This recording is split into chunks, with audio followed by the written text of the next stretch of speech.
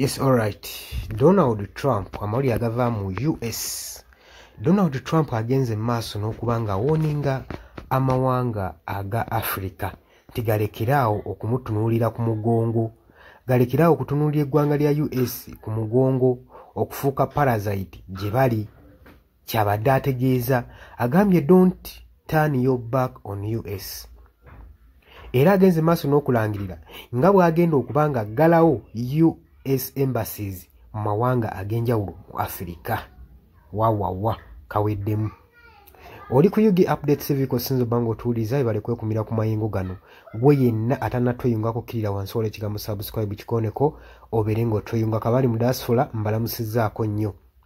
President wa United States wa America Donald Trump apulaninga kuggala several American embassies ebitebe ebisinga obungi mu Africa agala kubanga abiggala. Agamba nti nno authorities okwetooloola mawanga gonna agenda kubanga gaggala, era nga kino kisuubirwa okubeerawo mu Africa mu kaseera mpawe kaagwa. Eno nno move egendereddwamu gavumenti okubanga eriducinga okuspendinga mu Africa, naye abakulembeze bangi aba Africa saako ne ba citizen abatuuze beeraliikiridde ku kino ekinaatera okubeerawo mu mawanga gaabwe. Okusinziira ku linked document 60% embassies ez'aba casualties ze zigenda okubanga ziggalwa, era list mu African nation yamaze okubanga efulumwa ng'efulumizibwa, era nga agamu ku mawanga mu Africa agenda okubanga gaggalwamu embassy ebitebe bya America ejjamu ebitebe byabwe mwe muli South Sudan, Lesotho, omuli Gambia, omuli Eritrea, era omwo nga muli Republican of Congo. US casualties mu Durban, South Africa, mwe muli saako ne Cameroon ze zimu ku embassies ezigenda okubanga ziggalwa. Gwe mukwano gwange mpuliriza, era bannayuganda mbadde mweraliikiridde, tannagiteeka ku list naye tetumanyi. Omanyi Trump agenda akyusakyusa document singa ye okusinziira kusalawo kwe, naye katulinde. Naye okusinziira ku administration ya Trump ekkiriza nti lino ekkubo lijja kusevinga ku ssente n'okufokasinga ku nsi ezo ezitunuuliddwa ng'eziri important eri economy ey'eggwanga lino erya America ne mu political interests, so sense ezibamalira obudde n'okubanyuunyuuta. Abawagizi abawagira pulaani bagamba ssente zijja kusevingibwa oba ezinaasevingibwa zijja kubanga ziyambako improvinga security, zijja kuba ziyambako okumprovinga security saako kwegamba n'okusupportinga embassies ezinaaba zisigaddewo ezitaggaddwa, saako n'okuwagira domestic programs ezigenda maaso mu ggwanga erya United States. Naye abakulembeze ba Africa si basanyufu, naye ye Trump abagamba don't turn your back on us. Wamaze okyogera wabulabiseewo omukulembeze wa West Africa diplomat agambye nti newankubadde Trump oyogeddewo okyo, naye naawe don't turn your back on us kubanga tukyakwetaaga. Agamba tuzimbye strong relations n'eggwanga erya United States emyaka mingi, era ng'eno decision gye wakoze esindise strong message eri abakulembeze ba Africa abadde bagezaako okunyweza diplomatic ties n'eggwanga erya United States. Abakugu bagamba kino kijja kuyambako kino ekyokushatinga embassies down, kijja kuwa ensi endala omwagaanya okugeza nga China, Russia, bajja kuba baziwadde space osobola okufuna omwagaanya mu East Africa. Ensi ezebbiri already bayinvestinze ekimala mu infrastructures, education, saako ne trade okwetooloola kontinenti. Kati America wegamba nti nejeyo embassy zaabwe mu nsi ezimu eza Africa kijja ziwa omwagaanya. Era bagenze maaso ne bapointing out America bagamba Abamerika bangi ba citizen abawangaalira era nga badipendinga ku embassy eziri mu Africa ne services zaabwe. So bagamba woba zitabaawo wezinaba nga embassy zino teziri nearby tebajja sobola funa passport, visa ne emergency help n'obuyambi obw'obugate bulaze bijja kufuuka bizibu nnyo gye bali nga embassy zino zinaba ziggaddwa mu ggwanga mawanga gano.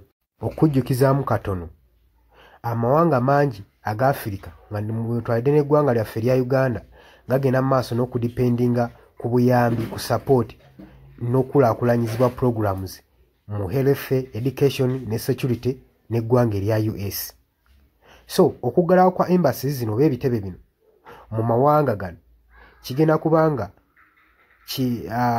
kubanga kibakoseza ddala bulungi nnyo ddala nnyo, kigenda kubanga kibakoseza ddala era kitegeeza nti naye tekigenda kubanga kikosa mawanga ga Africa gokka wabula ne US kaggala embassy zino kigenda kubanga kikikozesaamu. Lwaki? Kubanga naye badde providing obuyambi bungi nnyo, aids nyingi mu health, education, mu security. Kati kijja kubabeera kizibu nnyo okumonitalinga programs zino zadde bakola mu Africa kubanga zo zigenda sigala nga ziweebwa obuyambi era nga zigabirirwa. Kati bagenda zimonitalinga batya? Ekyo nakyo kibuuzo kiriwo weekiri. Kyobalaba nti ebibuuzo ebimu nga tonakola decision olina osooka neweebuuza ensonga ng'ezo. Naye nga full list eya embassy egenda okubanga ziggalwa tezinaba kubanga liriizingibwa officially mu ggwanga erya US. Naye US Department bagamba nti nno okweraliikirira kuyinza okubaawo kubanga eno impact egenda kubanga ekoza amawanga mangi nnyo ku ssemazinga w'ekizinga Africa. Yes, nkulamusizaako nnyo mukwano gwange yonna gy'osinzira okubanga otuwuliriza bwenna omuwuliriza wa UG Update TV. Mukola kyamaanyi nnyo okwekuumira ku mayengo gano. Mmwe abali emitala w'amayanja abali mu diaspora nammwe mbalamusizaako nnyo sibeerabidde kubanga yemmwe mpagi luwaga abayimirizaawo amayengo ga channel eno okubanga ekulaakulana n'okutuusa eddoboozi lyammwe eri abantu be muba mwagala libatuukeko bonna bonna. Abali emitala w'amayanja ye mbamenye ntya abali Qatar, Dubai, US, UK, abali mu South Africa, abali ku muliraano mu Kenya, Nairobi, abali mu Canada, abali mu Dubai, mwenna mbaanirizaako nnyo mwe bali kwekuumira ku mayengo gano aga UG Updates TV. Kakati nno era mu ngeri y'emu twagala obbategeeza mikwano gyaffe nti enamba y'essimu gye tutadde mu WhatsApp gy'olaba eyo eri mu kikala ekimyufu eri mu people power color eyo nno gwayagala okuba ng'olanga naffe gy'ogenda okuba ng'oyitako gwe mukwano gwange gwayagala okukola advertisement osobola okuba ng'okuba bizinesi y'abantu enamba gy'oba oyitako ojja kuba ng'osobola bulungi nnyo communicatinga naffe buli kyonna ky'onooba oyagala tuteeseganyeemu nakyo gwe ali eyo ampuliriza. Mbeebazaamu ak'ensusso mmwe abagenze mu maaso okukola omulimu gw'okusubscribinga kweno channel. Buli w'osubscribinga kimanye nti oba oyongeddeko eddaala kweno channel. So mmwe mbeebazaamu ak'ensusso nammwe ababyagaliza ab'enganda bako n'ab'emikwano mbakubiriza okusubscribinga ku UG Updates TV mukolera ddala ekintu ky'amaanyi. Weewaawo naawe gwe atanema kubanga otwegattako nga oliko gwe atuwuliriza osobola okugenda wansi awo waliwo ekigambo subscribe n'okikoonamu ojja kubanga osobola bulungi nnyo otwegattako. Buli w'osubscribe nga kitegeeza oba ogenda kubanga ofollowinga buli kyonna ekigenda mu maaso ekikolebwa ku mukutu guno ogwa UG Updates TV. Kitegeeza ki? Nti gwe ayagala okubanga otufollowinga oba omaze okusubscribinga teweerabirako na mukadde genda wansi wali okoonene mukadde osobola okubanga ofuna notification message. Buli w'okoona mukadde wabeerawo ka notification message akajja akakulaga nti nno waliwo information erinkinze ku UG Updates TV gwe mukwano gwange ali eyo mpuliriza.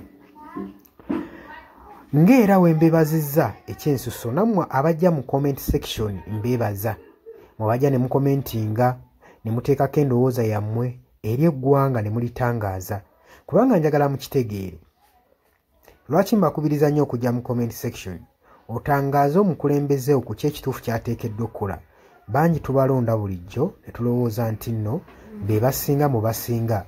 Leka kulonda mukulembeze wo oba mubaka wo agenda obbakulembera gwe nolowooza nti nno buli kimu agenda kuba akyemalirira. Kimanye nti nno omulonze bulonzi mukulembeze kukulembera oba kukulembera kitundu kyammwe.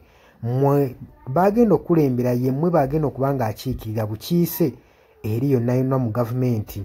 So si kyandibadde kya bwenkanya omulekera obuvunaanyizibwa n'otamu advisinga. Ky'oba olaba mbakubiriza okujja mu comment section muteekewo endowooza zammwe musobole okutangaaza ku bakulembeze bammwe ku biki ebituufu bye bateekeddwa okukola. Bangi tubalonda bulijjo ne bagenda mu parliament nga babadde bantu balamu ne batuukeyo ne bawuttaalirayo. Kitegeeza ki? Nti olina okuba nga buvunaanyizibwa bwo okuzuukusa omubaka wo oba olaba nga yeebase gwe mukwano gwange aleeyampuliza. Ne ntumirako nammwe abalwanira eddembe ly'enkyukakyuka mu ggwanga lyattu Uganda mukola kyamaanyi nnyo okulwanirira enkyukakyuka. Gwaleya yeebase ng'ebintu tobiraba obanga olabanga ebitakukwatako bijja tuuka ekiseera bikwateko. Wabula ate gwe nkuzaamu amaanyi agenda mu maaso n'okuyiwawo omubiri ng'olwanirira enkyukakyuka. Bannanga abantu abo mubeebazeemu akensuso kubanga bakola kyamaanyi nnyo obbaliidinga n'obbakulemberamu n'okubalaga ki ekituufu ekisaanidde okukolebwa. Mukimanye mu nsi we tuba tubaako be tulwanirira oba be tuluubirira si lwakuba nti nno tukolerera oba abasinga bayinza olowooza nti omuntu ogenda mu maaso n'okuba nga alwanirira enkyukakyuka alina bye yeeyagaliza nga ye omuntu. Kino njagala okukibategeeza nti mu kulwana ebiseera ebisinga weewaawo tetufuna ekyo kye tuba twagala kye tuba tuluubirira. Naye okulwana tusuubira wano mu kulwana tuba n'essuubi nti tusobola okufuna ekyo ekitugwanira. Kati naawe mukwano gwange ali eyo alwanira enkyukakyuka kino kankikutegeeze wandibanga nno oli eyo olwana nga tumanyidde ogenda kifunamu weewaawo oyinza obutafuna ekyo ky'oyagala naye osobola okufuna ekyo ky'ogwanira. So tulwana olw'enkyukakyuka nga tulwanirira okufuna ekyo kye tugwanira. Kati gwe mukwano gwange ky'ofuna kye kiggwanira eyo gy'oli wandibanga ky'oyagala okifuna naye kye kiggwanira. Bangi mugenda ne muwambatalira eyo mu bibiina by'obufuzi ne babafujjirira omusimbi. Yes, ssente ozifuna bazikuwa era obulamu bwo bweyagala naye okakasa ekyo kye bakuwa kye bakufujjirira mu kabaasa kye kiggwanira. Ebiseera ebisinga ffe tetulwana olw'okuba nti no twagala kufuna ebyo bye twetaaga. Nedda wabula tutunuulira nnyo pointi eno nti kye tugenda oba kye tulwanira kyenfuna kyengwanira. Mutuufu ogenda n'oweetunulamu n'olaba nga kyofuna si kyokola ki si kyogwanira nga ggwe munnansi. Ky'oba ovaayo n'embavu osobola okuba nga olwanirira enkyukakyuka gwe mukwano gwange aleeyampuliriza. Nja basaba kano akatambi tugende mu maaso n'okuba nga tukasheyalinga buli muntu ategeere kiki ekigwanidde okukolebwa na lwaki enkyukakyuka esaanidde okubeerawo mu ggwanga lyattu Uganda.